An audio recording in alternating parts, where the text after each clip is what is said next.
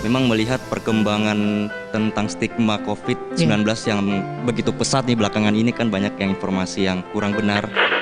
Biasanya ibu-ibu ya kompleks suka ada di grup WhatsApp gitu, dapat terus berdasarkan ini dicek dulu sumbernya ada atau enggak, jelas atau enggak. Itu sih yang bisa masyarakat lakukan. Kalau misalnya enggak, jangan di-share. Itu kita lagi menggaet beberapa influencer, tujuannya untuk membantu kita mengedukasi masyarakat. Jadi dari masyarakat untuk masyarakat. Manusia kuat, itu kita. Jiwa yang kuat, itu kita. Bos Masker, ngobrol sore, masalah sekitar kita. Setiap Senin, Rabu, dan Minggu, pukul 16.15 hingga 17.00 waktu Indonesia Tengah. Assalamualaikum warahmatullahi wabarakatuh. Selamat sore pendengar RRI dimanapun Anda berada. Kita kembali bersama dalam ngobrol sore seputar masalah seputar kita ya. Di kesempatan sore hari ini, hari Senin 6 Juli 2020, saya Melani Ahmad yang akan menemani Anda. Dan kita akan ngobrol seputar cerita dokter di masa pandemi. Seperti apa yang dialami oleh para dokter-dokter kita, khususnya yang berada di Sulawesi Selatan. Kami bersama dengan beberapa dokter yang tergabung dalam JDN atau Junior Doctor Network. Dan ini merupakan kisah dari mereka, para dokter yang menangani pasien-pasien COVID-19. Dan tentunya bisa kita share kepada semua pendengar, bisa kita bagikan pada semua pendengar. Anda juga bisa gabung di 3621853, kode wilayah 0411 untuk yang berada di luar kota Makassar.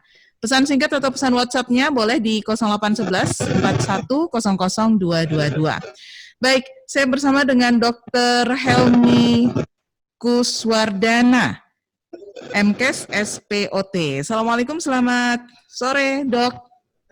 Waalaikumsalam warahmatullahi wabarakatuh. Halo Mbak Melani.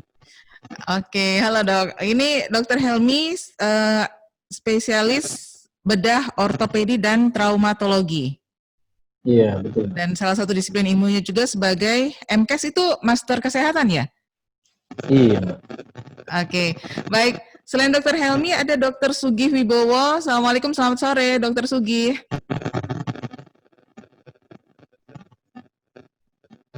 Ya, Dr. Sugih sepertinya belum bisa mendengar suara saya ini ya. Oke, nanti kita coba tunggu dulu untuk Dr. Sugih. Saya boleh ngobrol dulu dengan Dr. Helmi ya. Dok, Iya, Mbak. Ya. Sepanjang masa pandemi mulai dari Maret sampai saat ini sudah bulan Juli ya, sudah awal Juli. Kita tentunya, para dokter tentunya sudah bertemu dengan berbagai macam tipe pasien ya. Nah, ini bisa diceritakan dulu Dok, karena masa pandemi ini cukup mengagetkan semua orang. Bahkan bukan cuma orang ya, semua lini kehidupan, dunia bisnis, pendidikan, kemudian perkantoran, semuanya kaget dengan pandemi ini. Nah, seperti apa kisah yang bisa dibagikan kepada pendengar kita, Dr. Helmi, sehubungan dengan para pasien yang ada di masa pandemi ini? Baik, terima kasih Mbak Melani. Ya. Assalamualaikum warahmatullahi wabarakatuh kepada semua pendengar RRI dimanapun Anda berada. Mudah-mudahan semuanya dalam kondisi sehat walafiat. Dan kalau yang buat yang lagi sakit juga ya, semoga lekas pulih, lekas sembuh, kembali beraktivitas seperti kala. Jadi selama dari bulan Maret sampai sekarang, ya alhamdulillah kan kami ini sebagai dokter bedah tulang, ortopedi, kebanyakan kita menerima pasien-pasien yang mengalami kecelakaan lalu lintas, kecelakaan kerja, dari ketinggian. Jadi perubahan jalur penerimaan pasien itu berubah dibandingkan dengan waktu sebelum pandemi. Iya. Jadi ya sebelum kita operasi, tentunya kan kalau patah tulang atau luka-luka itu dulu kita cukup periksa laboratorium, ronsen, itu bisa kita operasi. Tapi kebiasaan baru yang muncul saat ini itu ya ada tambahan. Jadi harus foto toraks, ya kita lihat ada gambaran bercak tadi paru-parunya, terus rapid test, atau kalau bisa lebih cepat kita bikin pemeriksaan swab. Nah, jadi harus kita edukasi ke pasien. Biasanya tuh pasien ada yang nggak mau. Jadi kenapa harus diperiksa? Saya kan tidak corona. Nah, jadi yang seperti itu, Mbak. Jadi kita harus memang mengedukasi pasien apa tujuannya kita lakukan pemeriksaan rapid kah atau swab atau foto ronsen atau kalau perlu foto CT scan. Jadi gunanya itu ya untuk kita saling menjaga. Jadi bukannya kita curiga dia COVID kah atau menuduh dia COVID, tapi untuk saling menjaga, jangan sampai mereka sudah terpapar atau jangan sampai kita melakukan tindakan atau malah kami yang terpapar tuh, jadi saling menjaga. Kalau memang hasil rapidnya atau swabnya atau forensiknya aman, ya kita kerja di rumah sakit masing-masing. Tapi kalau misalnya ada gejala, kita rujuk ke rumah sakit rujukan. Kalau di Makassar itu rujukan COVID saat ini ada COVID, terus rumah sakit Unas, Daya, Jadi, dan juga Sayang Rakyat, Mbak. Jadi kalau sekarang itu kita memang screening baik-baik sebelum kita operasi. Jadi kita lakukan pemeriksaan screening apakah ada COVID atau tidak. Dok, ini tentunya membuat masyarakat atau pasien yang datang itu merasa prosesnya semakin panjang nih dok ya. Dan kadang-kadang kondisi kesehatan itu bisa dalam keadaan gawat darurat seperti itu. Nah, bagaimana mengatasi kegawat daruratan dengan protokoler kesehatan yang memang harus dilakukan pada saat pandemi ini, dok? Jadi untuk pasien-pasien ortopedik trauma tetap kita lakukan pertolongan awal di UGD. Jadi semua itu kita pasang infus, tetap kita pasang spalak atau penunjang ya untuk supaya tulangnya nggak bengkok. Kita luruskan, kasih masuk obat antibiotik, kasih masuk anti nyeri, tetap pertolongan pertama kita lakukan. Nah, cuman ya, jadi kita kan bisa pilih yang memang gawat darurat itu, nah kita langsung rujuk saja ke rumah sakit di Makassar. Saya tugas di Maros ini Mas sekarang. Jadi kalau saya ke Salawang Maros sama di Satyoto. Jadi kalau dari Maros itu kalau memang dia butuh yang cepat kita rujuk ke Makassar. Tapi kalau dia tidak mengancam jiwa, kita lakukan stabilisasi dulu sampai kita lakukan screening. Screening itu rapid ya dalam waktu 15 menit ada bisa, tapi kalau dia non rapid kita konfirmasi dengan swab lagi. Nah, swab ini yang butuh waktu ya. Untuk di Maros itu alhamdulillah ya sudah bisa pagi diperiksa, malamnya ada nih hasil. Jadi besoknya kita operasi. Oke. Baik, saya coba ke Dokter Sugih ini. Dokter Sugih lagi viral kayaknya di media sosial ya. Dok, ini bisa dengar suara saya dok ya? Kayaknya mic-nya di mute ya. Ya. Oke. Nah ini masih posisi. Udah ya? Udah kedengaran dok. Bagus. Kedengaran ya? Oke. Clear dok. Dok gimana nih dok? Bisa cerita sedikit nih yang kejadian yang sekitar beberapa hari yang lalu ya, yang sempat viral ini, banyak yang sudah baca ceritanya di medsos. Sampai segitunya kah dok? Apa yang dialami oleh tenaga kesehatan kita nih dok? Seperti yang Dokter Sugih alami. Yang mana ya? Yang sendiri nanganin OTG 190 ya enggak. Itu dan mungkin juga sama semua ya. Ya. Nah, hampir sama semua ya tenaga medis. Terus terang aja kita sebagai tenaga medis terutama dokter itu sudah kita sudah disumpah bahwa kita akan melakukan semua atas niat kemanusiaan. Tidak ada niat yang lain seperti itu. Sehingga apapun yang terjadi kita akan maju terus, pantang mundur dan pantang menyerah. Buktinya alhamdulillah sampai sekarang masih ada beredar tagar dokter terserah apa dan segala macamnya, minta maaf. Itu kami tidak lakukan. Yang kami lakukan tetap berjuang, bekerja untuk kemanusiaan. Ibarat kata kita bekerja untuk jiwa yang lain. Dan banyak senior-senior kami, teman-teman sejawat kami yang sudah menjadi korban. Tapi kami tetap bekerja. Seperti itu, Mbak. Walaupun istilahnya lelah, letih itu menghampiri, tapi kalau pasien kami yang kami tangani sembuh, alhamdulillah itu sebagai penyemangat bagi kami. Dok, menangani ratusan orang yang OTG itu tentunya kalau kita sudah tahu ya kalau OTG itu tidak ada gejala sama sekali. Betul. Tapi tetap harus dalam kondisi waspada. Itu gimana dok? Dan tentunya karakter orang yang dihadapi juga berbeda-beda ya dok ya? Ini yang perlu 100 orang dijelaskan lebih. dulu. Iya. Orang OTG, orang tanpa gejala, di sini gejalanya bukan gejala berat, Mbak. Gejala ringan tetap ada. Gejala ringan itu seperti batuk ada, Iya. alergi ada, demam, sakit kepala, ada penyakit lain seperti mah, seperti itu, Mbak. Tetap ada gejala, tapi istilahnya gejala-gejala ringan, yang istilahnya kami masih bisa tangani. Kalau dia sudah masuk taraf gejala-gejala yang berat, seperti sesak napas, yang butuh inkubator, apa dan segala macamnya, itu pasti kami akan tutup ke rumah sakit. Kami nggak akan simpan seperti itu, karena tempat karantina yang kemarin saya tempati tugas, itu memang khusus untuk karantina OTG orang tanpa gejala dengan swab positif. Tapi gejala tetap ada, Mbak. Gejala-gejala ringan tetap ada. Dan yang kita hindari itu adalah tingkat stres mereka. Karena selama di isolasi itu pastilah yang namanya stres pasti ada, Mbak. Nggak mungkin tidak. Iya. Dok, menghadapi karakter pasien yang 100 orang lebih ini, Dok, gimana? Apakah butuh tidak menimbulkan stres tersendiri untuk dokter? Atau gimana, Dok? Kalau stres pasti ada lah, Mbak. Menghadapi 200 orang yang memiliki karakter masing-masing, dengan emosional yang berbeda-beda, pasti ada tingkat stres. Tapi ya kita sudah harus mengantisipasi diri sendiri, jangan sampai kita ikutan stres. Ibarat kata, sebelum kita berperang, kita harus siapkan senjata kita dulu. Sebelum perang, kita harus tahu siapa yang kita hadapi ini. Jangan sampai orang emosi, kita ikut emosi. Jangan, seperti itu, Mbak. Jadi biarkan ada emosi. Maklum lah, namanya juga peserta kasihan yang jauh dari keluarganya, apa dan segala macam, yang diisolasi 14 hari di kamar. Nah, kita harus mengerti lah perasaan mereka juga, seperti itu. Jadi istilahnya menghadapi ya santai aja, Mbak. Jangan kita ikutan stres. Baik, kita undang pendengar kita, silakan di 3621853 kode wilayah 0411 untuk yang berada di luar Kota Makassar. Cerita dokter di masa pandemi. Anda bisa langsung tanya-tanya sama Dr. Sugih, sama Dr. Helmi juga, dan pesan singkat serta pesan WhatsApp-nya di 0811 41000222. Saya kembali lagi ke Dr. Helmi nih. Dok, ya, Mbak. Ini kan menghadapi pasien di masa pandemi ini walaupun bertugas di wilayah Maros ya. Kalau misalnya ada yang tidak, itulah yang berkembang di masyarakat, ada yang tidak percaya dengan adanya COVID ini.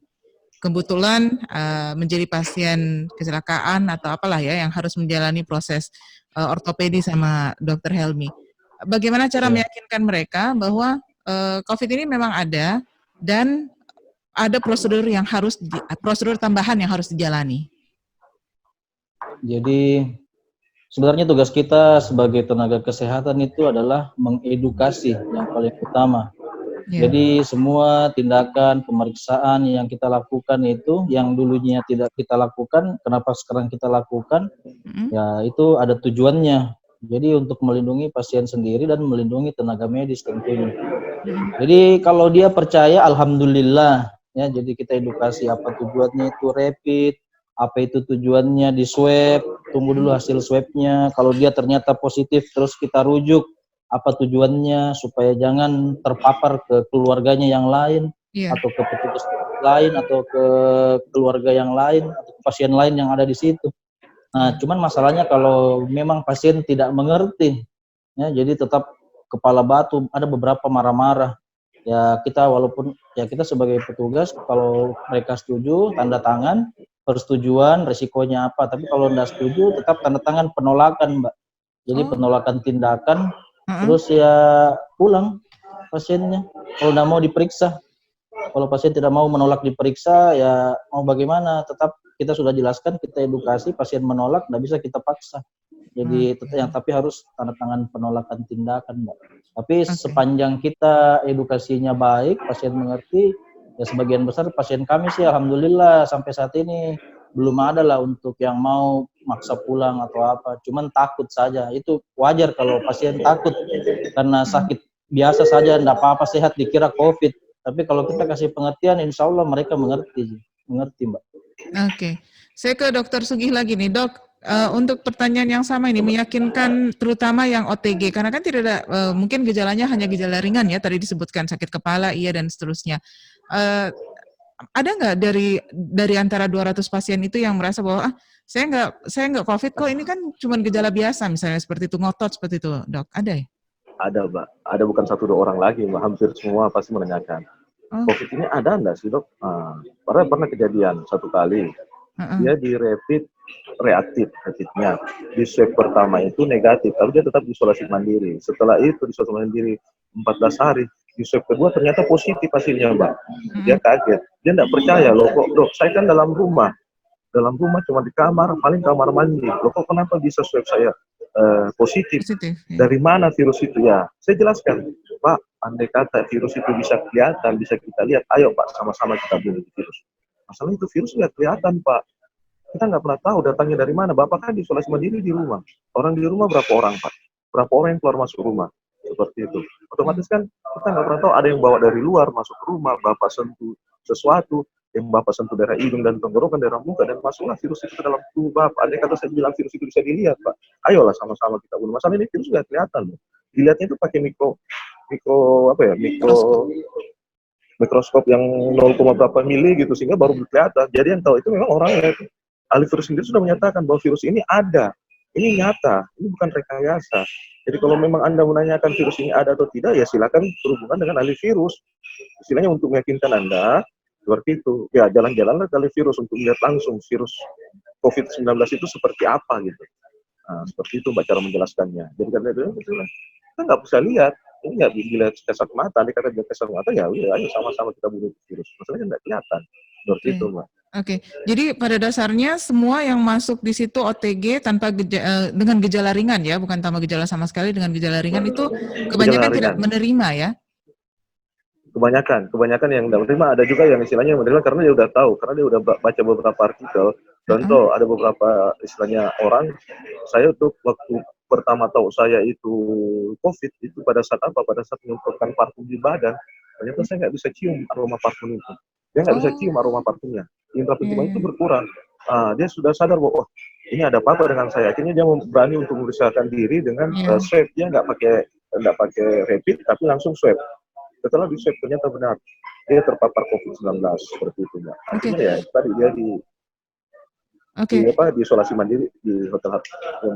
Nah, Dok, saya mau tanya nih, Dok. Di Hotel Harper itu kan banyak ya pasiennya. Itu sebenarnya masyarakat seperti ini. Kalau misalnya dia tahu bahwa apa yang dialami pasien di Hotel Harper itu ya bisa dipublikasikan keluar, bisa disaksikan oleh orang banyak, oleh masyarakat melalui media sosial mungkin atau apalah itu, mungkin masyarakat akan ada sedikit gambaran. Tapi selama ini kan hal-hal seperti itu tidak muncul di media sosial.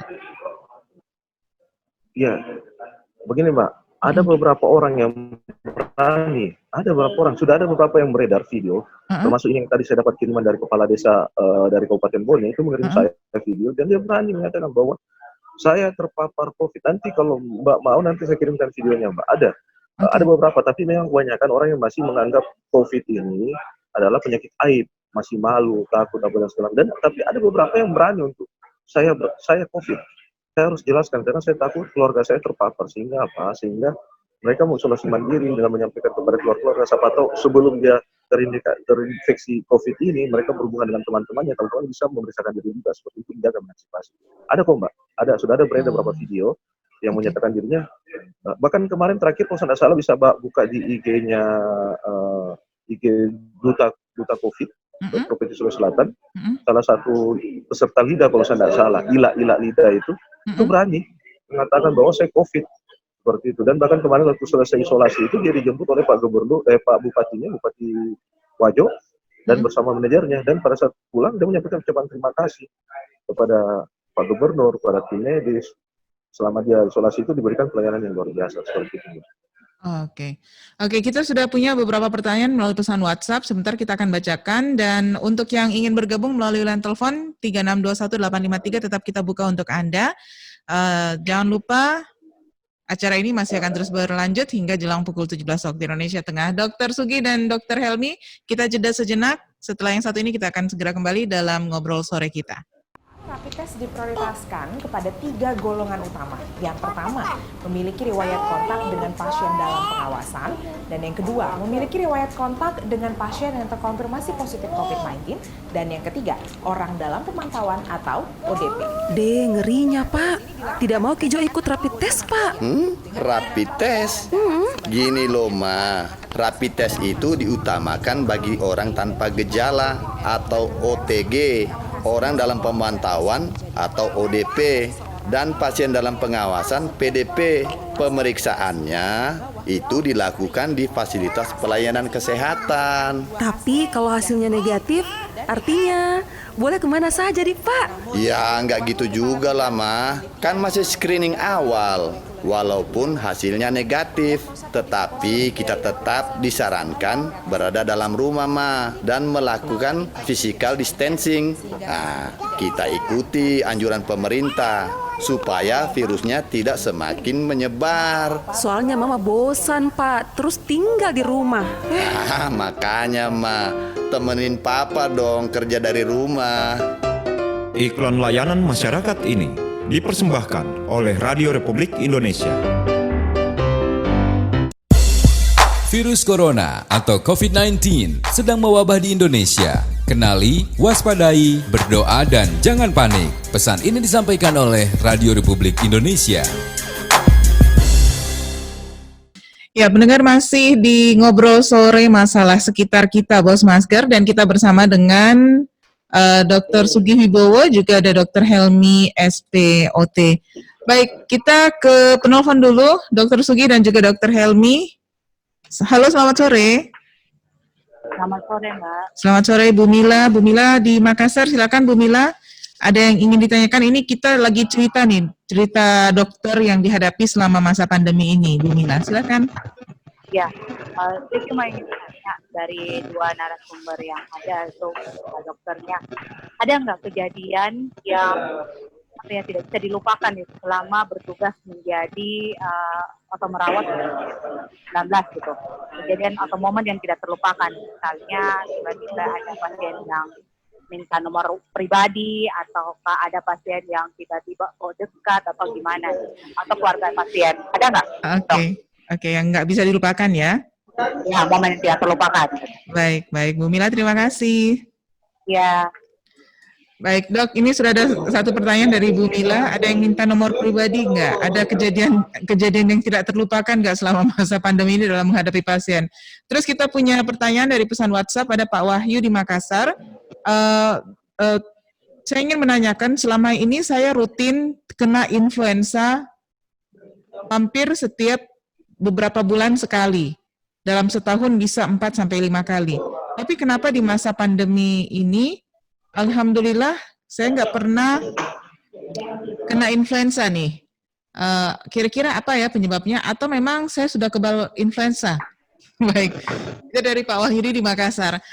Baik, Pak Dr. Sugi dulu deh, karena Dr. Sugi berinteraksi dengan yang pasien yang cukup banyak ini ya dalam wisata COVID ya, Dok ya?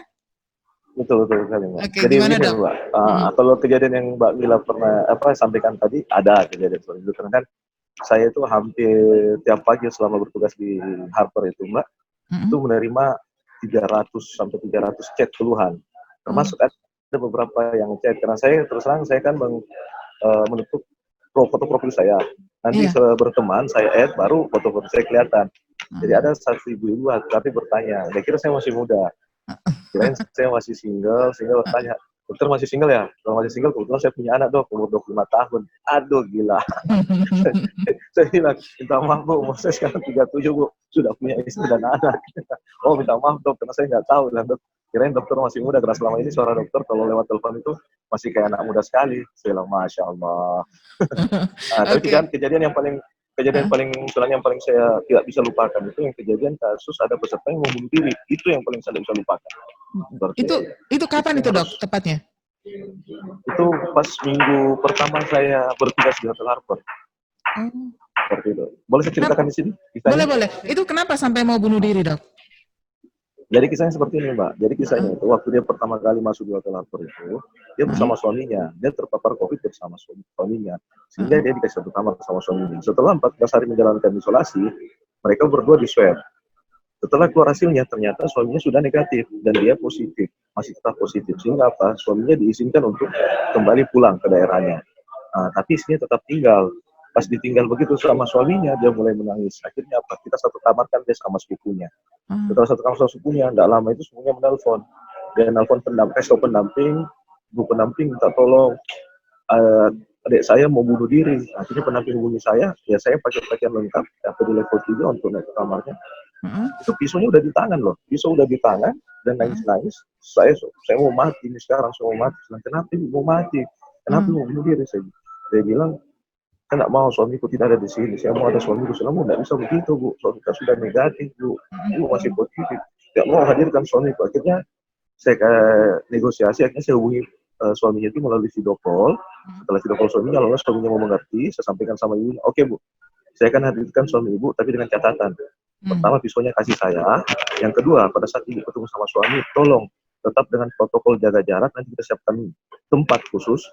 Ibu jangan sekali-sekali mendekati maupun memeluk suami ibu. Dan kalau dia mau, suaminya datang, kita pertemukan. Dan kalau dia bahagia, dia cuma butuh support dari suaminya. Seperti aja sih mbak. Itu yang paling tak bisa saya lupakan, tuh menghadapi pasien yang mau berusaha bunuh diri seperti itu mbak. Oke, sebenarnya sederhana ya. Karena mereka depresi. Iya. Sederhana, yang penting memahami ya apa yang dibutuhkan oleh pasien tersebut. Betul, ya.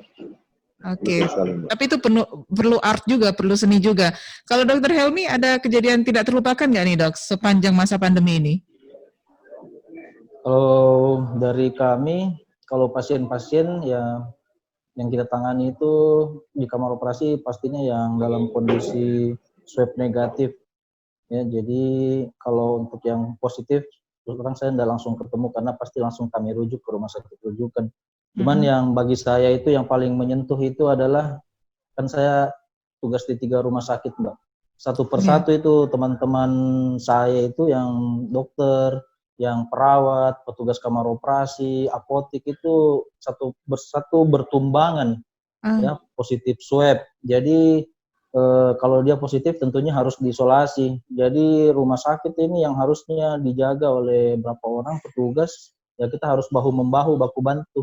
Jadi ya yang paling berkesan itu satu persatu teman saya positif swab dan lagi sementara diisolasi. Jadi buat masyarakat yang di luar sana podong ya, tolonglah jaga jarak tetap, protokol kesehatan, cuci tangan. Ya, karena rumah sakit pun itu lagi kepayahan masing-masing karena yang bertambah itu semakin banyak dan yang meninggal pun ya itu juga sudah banyak teman-teman kami. Jadi ya di situ mirisnya saya mbak, lihat satu persatu teman yang kita akrab positif ya diisolasi, sementara kita harus tetap melayani di rumah sakit. Oke. Nah inilah kenyataan, inilah realitanya ya yang dihadapi oleh tenaga kesehatan. Saya ke Pak Wahyu dulu di Makassar. Ini menanyakan tentang kebiasaan influenzanya dalam setahun itu bisa 3-4 kali ya. Tapi ternyata di masa pandemi ini alhamdulillah tidak pernah bahkan ya. Dokter Sugi mungkin bisa ada ini ya, ada penjelasan untuk yang dialami Pak Wahyu ini, dok. Ya, alhamdulillah berarti kalau selama pandemi ini influenzanya Pak Wahyu itu tidak terulang.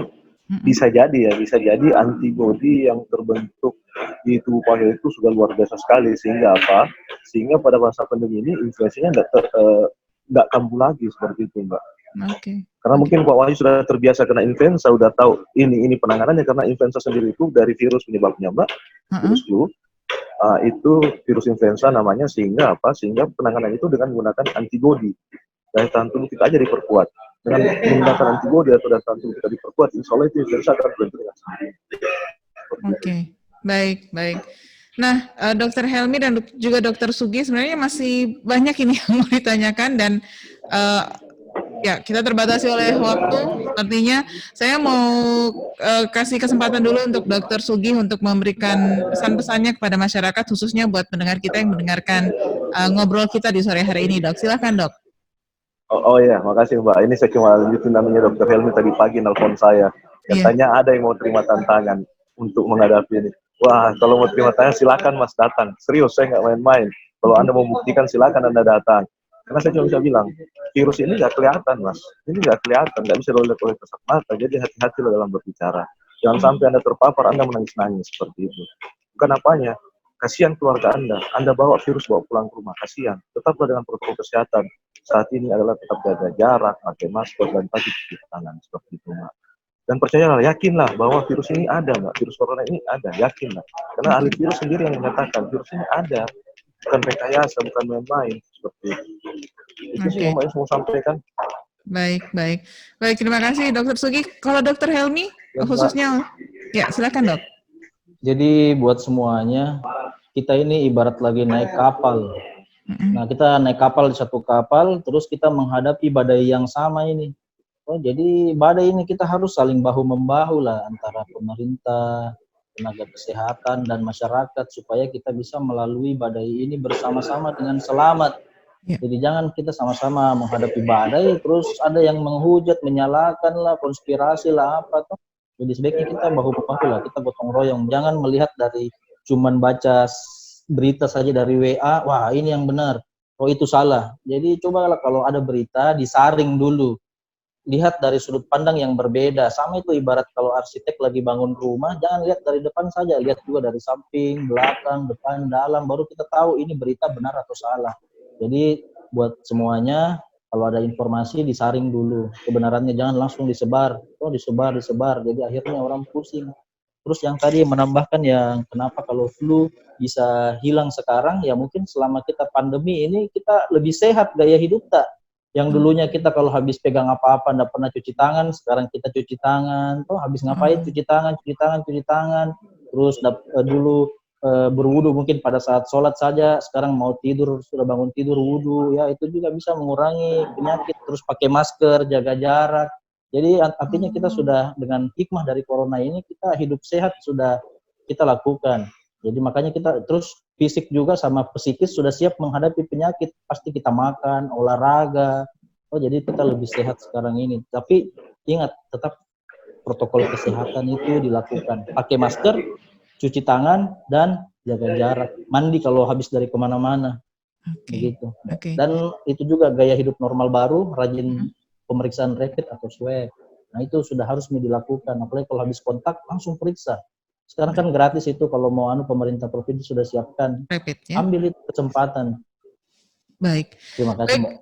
Dokter Sugi, Dokter Helmi, terima kasih waktunya sore hari ini. Mudah-mudahan bermanfaat untuk kita semua, Dok. Assalamualaikum, selamat sore. Waalaikumsalam warahmatullahi wabarakatuh. Memang melihat perkembangan tentang stigma COVID-19 yang begitu pesat nih belakangan ini kan banyak yang informasi yang kurang benar. Biasanya ibu-ibu ya kompleks suka ada di grup WhatsApp gitu, dapat terus berdasarkan ini dicek dulu sumbernya ada atau enggak, jelas atau enggak. Itu sih yang bisa masyarakat lakukan. Kalau misalnya enggak, jangan di-share. Itu kita lagi menggaet beberapa influencer, tujuannya untuk membantu kita mengedukasi masyarakat. Jadi dari masyarakat untuk masyarakat. Manusia kuat, itu kita. Jiwa yang kuat, itu kita. Bos Masker, ngobrol sore, masalah sekitar kita. Setiap Senin, Rabu, dan Minggu, pukul 16.15 hingga 17.00 waktu Indonesia Tengah.